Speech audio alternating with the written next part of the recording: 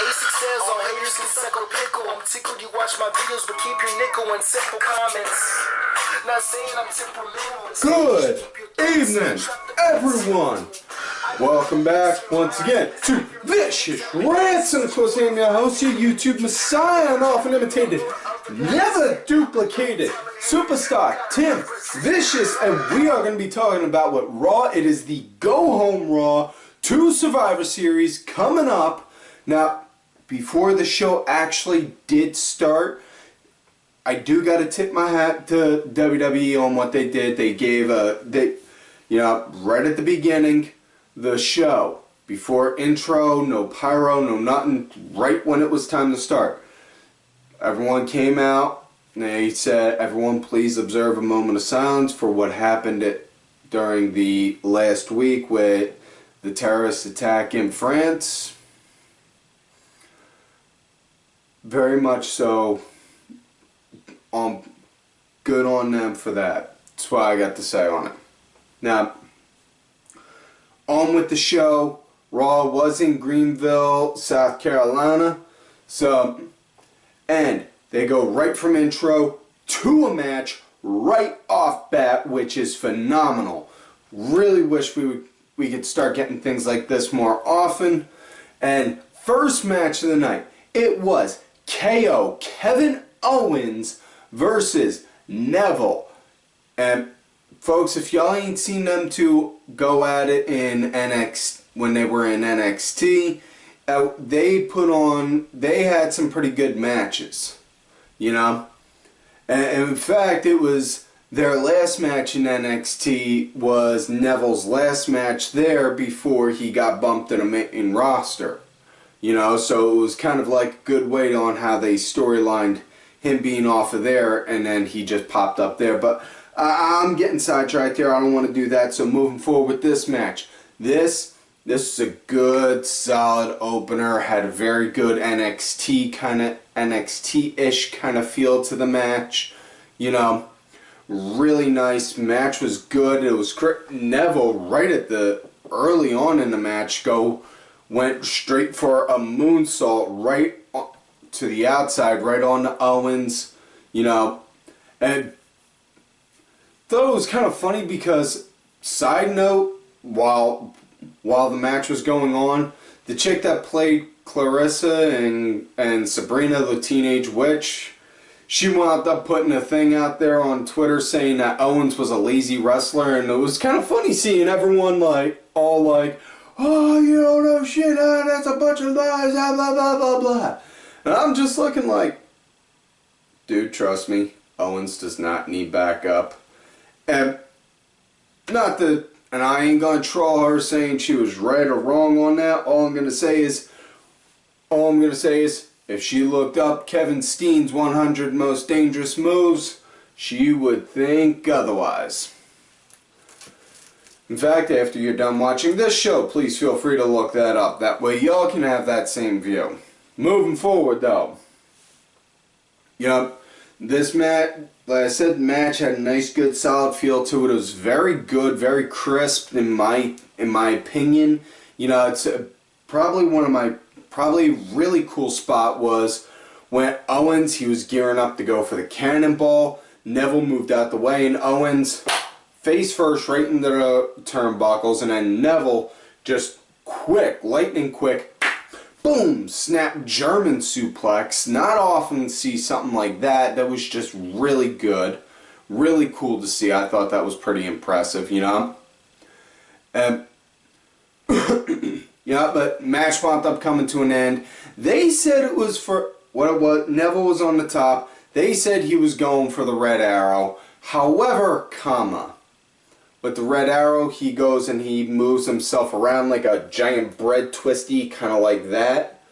Whereas with this one, all he did was just move around like this, like it was a shooting star press. So he went to go for a shooting star press. He missed. Owens threw him up against the ropes and then wham, threw him down with a pop-up powerbomb. Got the 1, 2, 3. So that's that. Owens is now in the semifinals, and that match will take place at the pay-per-view. Excuse me. Now, next matchup after that, got Tyler Breeze versus R-Truth. Now, no, I said last week, Tyler losing to Ambrose, didn't mean to make it sound like I was implying that his time on the main roster is now fully done because he lost his first match. I was saying that was a bad way to start your debut match. You know, and going up against R-Truth next, it's pretty much like the equivalent of if they'd have had somebody go up against JTG when he was still on the payroll. You know? It was just, my mind personally, I thought it was kind of bullshit on that part, because Breeze, you want to make him a good star, you need to have him go up against a good star. Not dissing R-Truth, the wrestler, but because, well, you look at his credentials. He is a former NWA World Champion. Give the man credit for that. But seriously though, his character doesn't do anything on the main roster. The last big thing he did was at WrestleMania 30. That was it. Other than that, you know, that was it. But yeah, this was Truth. He pretty much had full control of the match. You know, wound up getting a single leg Boston Crab in. Owens did also, and all I was thinking was, somewhere out there, Lance Storm must be smiling with joy. And then right out of nowhere, Breeze, boom. Beauty shot right on the Truth, got the 1-2-3 and got the win. And then he had him standing in the ring, holding the phone up, posing for a selfie with that. Yeah, would like to see him do like he did in NXT and just go and pose for one while his opponent is laying on the ground. You know, that, and also have him start bringing back talking about uggos. Yep. Moving forward though, next matchup it is Dean Ambrose versus Dolph Ziggler. And this one was kind of obvious, but I gotta tell you, the match itself was very good storytelling wise. Thought so. It had a very nice pace to it. Normally these guys are both pretty quick paced. This had a very nice slow pace. It was a good change of gears, so to say. You know, it was a very nice slow pace. Not to say it was slow pace throughout the entire match, no. Because normally I'll bitch about when they go to commercial, but when you're doing a slow pace driven match, doing a commercial in the midst of one, it can kind of come in handy. In which case tonight it did, because they did that, went to break, came back, and then boom, went back to normal high pace action. So, yep. I mean, and also again, Ambrose wound up locking in the Boston Crab also, and then definitely knew, because even Lance Storm put it out there. It was like, dude, this single leg Boston Crab night? Well, why wasn't I booked? Somebody get me! Which I thought was funny, because seriously. Yeah, but this match itself, I thought it was good. You know, thought it was good. Definitely approved of it. You know, it's Ambrose, he got the win, dirty deeds. After that, he got the mic and he was pacing around the ring saying, when I win that title, things are going to be changing around here. No more suits, no more ties. We're going to have breakfast for dinner. Which case, dude, I grew up on breakfast for dinner, so you know, I could do pancakes. I could do pancakes and eggs for dinner with no problem whatsoever. I've been doing that. In fact, I did that earlier tonight.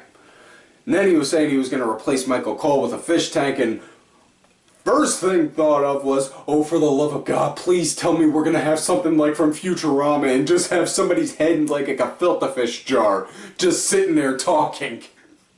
And then go and be like, now I'll show you on on how to do the WWE hap, and then just have them like use their tongue like like try to poke it. My brain's got some. My brain's all sorts of fucked up, and I'm wired kind of weird. But yeah. He cut that, and then after that, that was it for him. Next matchup, it was a 6-man tag match. It was New Day versus the Usos and Royd. And just like that, all the fun that I was having right up until then started to get sucked away, courtesy of not just Royd, but because of the oh, sorry, forgot. New Day's out there. They can entertain me. Yes, thank you. New Day came out. When they came out, they were cutting their normal promo. And they were talking about with the Usos saying, and Big E. It's like, you know, my grandpappy used to have a saying, life gives you booty, you make booty aid.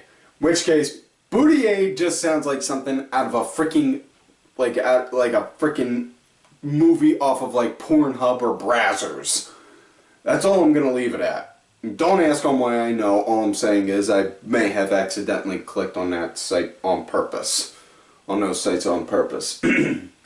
Moving forward, and really, New Day was really pretty much the only interest in this match, you know, just because of that, just because of it's New Day, you know, they got that funny, comical kind of heel attitude where, you know, they are obviously heels, but they pretend to try and, but they go and act like they're baby faces.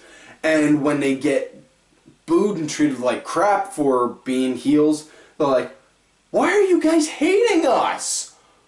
Why would you want to hate us? Which is beautiful. You know, moving forward though, match wound up coming to an end because New Day, perfect tag team psychology, cut the one Uso off completely away from the ring for a good, not even for a good majority, for the entire match. Big E went over, went to Ryback, wham, decked him, or not even decked him, just went, yeah, like that. Sorry, like I said, brains wired weird. Remember things a little funny. And next thing you know, Ryback came in, just started swung at Big Day, then Woods, then Kofi, and then just shoved the ref, and ref called for the bell. And then they wound up clearing house, and then and then Usos and Ryback were celebrating, in which case I just went, why the fuck would they want to celebrate with the guy that cost them the damn match? Where is the logic in that? You know, you should have them just standing there like, dude, what's going on? You just cost that. You know? Anyways, next match, the match I know I was waiting for since last week. Pretty sure most of, if not all y'all out there were too. Roman Reigns versus Cesaro, quarterfinals match for the tournament. And this was very much so a good old-fashioned wrestling kind of match, because Cesaro, man, he did a phenomenal job. You know, at Roman, I give him credit where credit's due. He did good. Obviously, Roman is still green, you know, but you look at him compared to when he first came on the scene, he's not as green as he was, you know, and that's the thing a lot of fans tend to forget when wrestling. You know, it's hands-on training. You know, you can get taught until you're blue in the face, but until you step into that ring and actually start having matches, all that training ain't gonna count for jack. You know, you gotta wind up doing it to, you know, put that work into practice, and when you put that work into practice, you'll get better over time. And that's what it is, just plain and simple. Roman, he's coming off good. You know, it's obvious that they're going to make him the new main event guy, which case, honestly, I have no problem with it whatsoever. If any of y'all do, feel free to say something to me on Twitter @TimVicious, or leave a comment down below saying something otherwise to me about it. But in all honesty, you know, think of it like this, okay?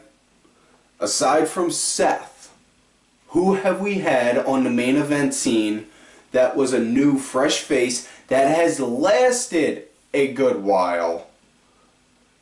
You know? I mean, we've had Cena and Orton, you know? And Sheamus has got the Money in the Bank case, so it's just a matter of when, not if, he's going to cash in. Yeah, you just got to work with what they have. And here's the next thing, folks. You don't honestly know on how he's going to wind up playing it out when he wins the title. He could wind up coming off as a snide, cocky heel. He could come off as a very much so humble face. You just let it play out for a minute or two. Let it play out for a little bit first before you give your 2 cents saying, oh, well, this is shit now. Because a majority of people tend to just jump to that right off bat. I know, before any of y'all say anything, Tim, you do that with Ryroy, but that's for personal reasons, not in regards for match reasons. But anyways, back to this match at hand. You know, it was a very good start to the match. It was very much so a wrestling match. You know, that, if anything, my head just about exploded. Cesaro did a springboard corkscrew uppercut on the Reigns, which case, head exploded. Yeah, it's just, whoa. Did not expect that one. Cesaro just very strong, very dominant. You know, he made Roman look good, and I give him that. And Cesaro definitely is going to wind up getting that spot one day. It's not a matter of if, but when. You know, there's no doubt about it.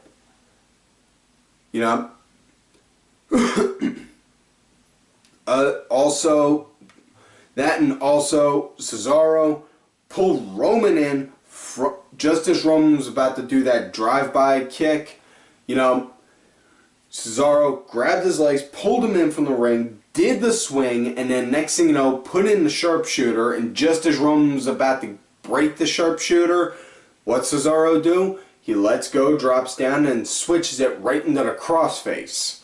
Now, I give Roman credit. He did a good counter to that. He just straight out picked up Cesaro and then wham, did a Samoan drop on him. Which, yeah, extremely impressive on that one. Yeah, its match wound up coming to an end. It was a very good set of sequence. Cesaro went to go do the neutralizer. Roman blocked it to go and stood up. Cesaro did a flip, landing on his feet. Went to go hit Roman. Roman moved out the way, hit him with a Superman punch. Or not, actually, sorry. Remembering it in different bits and pieces. So, sorry, folks. You know, Cesaro landed on his feet and then went to go do a backslide and did a backslide on him. And then Roman countered and then went to go do the swing and then got the Superman punch. And then after that, Roman, boom, spear. And then he got the 1, 2, 3. You know, next matchup after that, it was the Dudley Boyz versus the Ascension, which case, squash match. That's it, plain and simple. Squash match, Dudley's won 3-2. After that, it was the last of the quarterfinals tournament match, Kalisto versus Del Rio, and oh my god. Ugh. This was a botchy match. This was a very botchy match. No lie, folks. I wish I could say it was anything but really it was. You know, you'd have thought like the original Sin Cara was in there.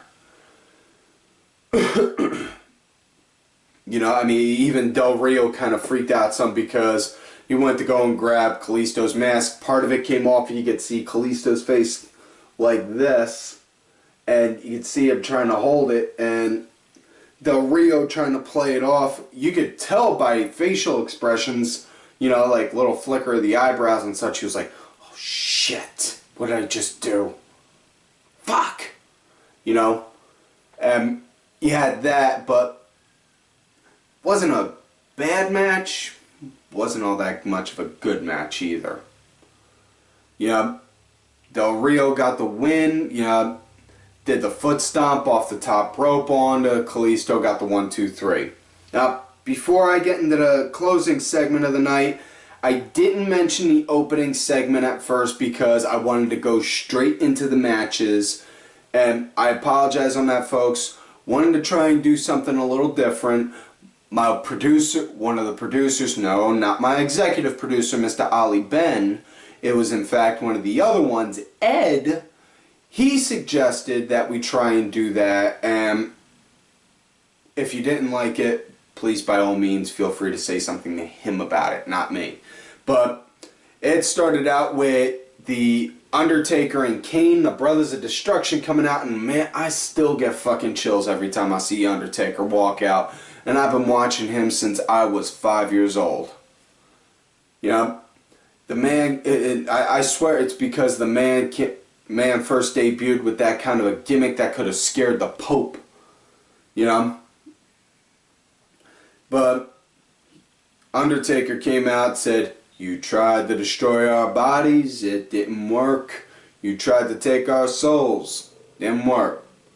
We are just gonna beat you down, hurt you, and then you're gonna rest in peace. And then Kane got the mic, said, you cannot control the fires of hell. We got a special spot in hell reserved for you, and you're gonna feel all kinds of hellfire. And then Bray came out, Bray and his boys came out saying, yeah, basically saying, I already got yous. You just wait until Sunday. That was it. Yeah, it wasn't anything really big and didn't give a wow, but it was cool to see Taker at the very least. Now, closing segment for the night, it was something I did not like and I was not a fan of. It was Paige and Charlotte's contract signing because, you know, contract signings always end well, right? Yeah. They come out, Paige comes out with a shirt cut down to about here, and, you know, showing just about enough boob to be on the cover, of Hustler or Penthouse. And, which case, also, courtesy of watching wrestling, I have now come to discover there are two great support structures in this world. The Golden Gate Bridge and the bras that Paige tends to wear. In which case, thank you very much. And yeah, that's it. She came out, then Charlotte came out. Paige was signed it, saying, doing her normal heel bit, I'm gonna beat you. You know, I carried you. I'm the true Divas champion. All that kind of crap. And then Charlotte got the mic, saying, you know, we both grew up the same. Both our parents were in the business. You know, and then she had to mention her brother Reed. Yeah. Dude, I did not like the fact that they mentioned the dead, or you don't use your dead family to go and try and get a cheap pop for you. You know? And the whole time, though, I was cracking up because Cole's there, and if Paige signed it while she was ripping into Charlotte, and the whole time Cole's like, Charlotte, you need to sign the paper. Charlotte, sign the paper. Sign the paper, please. Sign it. Sign it. Sign up for the network. Download the app, sign the paper. Yeah, sorry. Cheap Michael Cole humor. Moving forward,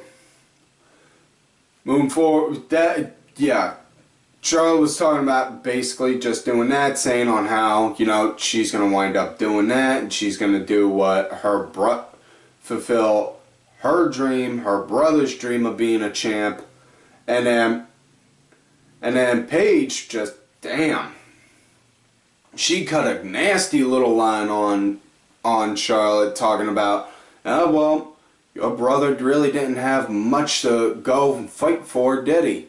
You know, basically to sum it up, and then she just went batshit crazy on her.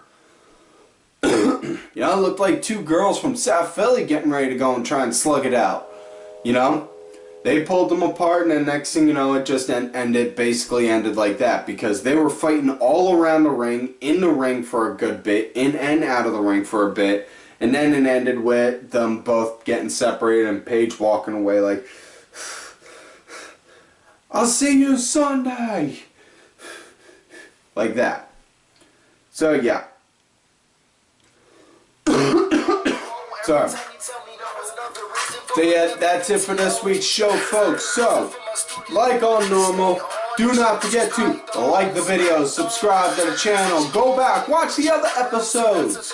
Also, don't forget to check out the music that was on here, courtesy of my executive producer, Mr. Alberto Benji. Don't forget to look for me on Twitter at TimVicious. Make sure you also look for my backup account, Tim_Vicious. Also, I'm on that Facebook gimmick, Tim Ash. And folks, do not forget to look for all of these cool ass cats right here on Twitter. Vicky Earls, I am Danny Sunday. Make sure y'all look for Danny on the See It or Skip It show. Axel Mulligan, Sunday Segway, Simply Sabrina, Cranky Asshole, Aaron_Deborah, my executive producer Oliver Ben, his cohort Just a Stupid Mark. Make sure y'all check out them two on the War Paint and Mask show, as well as my client, who, as I've said before, is the true Raw General Manager, Bronx Bitch Forever. And folks, like I always tell y'all, you love me great, you hate me. Fuck yous.